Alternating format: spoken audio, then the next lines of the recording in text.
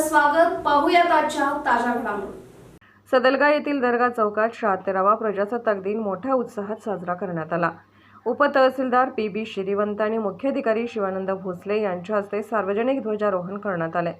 ध्वजारोहणाच्या वेळी माजी नगराध्यक्ष अभिजित पाटील, माजी उपनगराध्यक्ष सुहास वाळके, सर्व नगरसेवक, सरकारी अधिकारी व्यासपीठावर उपस्थित होते. सदलगा नगरपालिका आणि शहरातील सर्व शाळा महाविद्यालयांमधील विद्यार्थी आपापले ध्वजवंदनाचे कार्यक्रम आटोपून दर्गा चौकात सार्वजनिक ध्वजारोहणास शिक्षकांसह उपस्थित होते. सदलगा पोलीस आणि अग्निशमन दलाने राष्ट्रध्वजाला मानवंदना दिली. शहरातील विविध शाळांच्या विद्यार्थ्यांनी राष्ट्रभक्ती गीतांवर नृत्य सादर केले.